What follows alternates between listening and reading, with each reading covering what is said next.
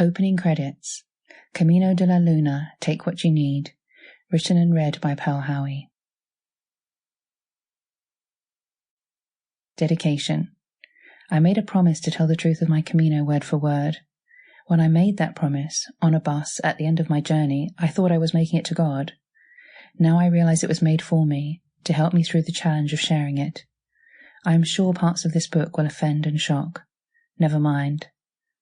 But I do not wish to offend any of the people depicted in this book. They are real, or I thought they were. This is my art, my perception of them, what and who they represented for me. Just a reflection of the real person. Most of them I met for a moment, a day. I don't really know them. But even if they are my beloved, my best friend, my mother, I can still only share the reflection of them in my own eyes, which one of my teachers says is like a Picasso painting. Who knows where the ears might end up? So if you recognize someone you know, or even yourself, I hope you take it as a compliment that you made such an impression in my story, and, although I am not Picasso, that an artist chose to share your likeness with the world. 1. Also by the author. This book is also available as a full-colour paperback and colour PDF ebook with photos. Audiobooks are also in the works. Books in this series: Japan is Very Wonderful, prequel, self-help, travel. Free, feeling real emotions every day, self-help. Camino de la Luna, Take What You Need, self-help, travel. Camino de la Luna, Unconditional Love, self-help, travel. Camino de la Luna, Forgiveness, self-help, travel. Camino de la Luna, Compassion and Self-Compassion, self-help, travel, coming soon. Camino de la Luna, Courage, self-help, travel, coming soon. Camino de la Luna, Truth, self-help, travel, coming soon. Camino de la Luna, Reconciliation, self-help, travel, coming soon. Other titles: The Guide to Spa Breaks and Escapes from Pearl Escapes. The Guide to Massage, Spa Treatments and Healing from Pearl Escapes. Meditation for Angry People. The We, the Wound and the Worries, My Experience of Being a Kidney Donor. Love and the Perfect Wave, romantic novel.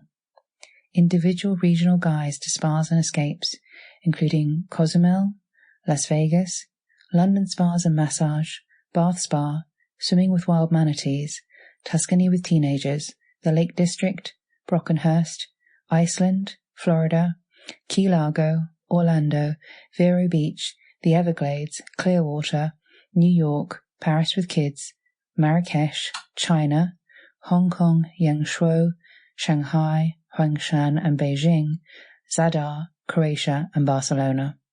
Video, Everything to Dance For.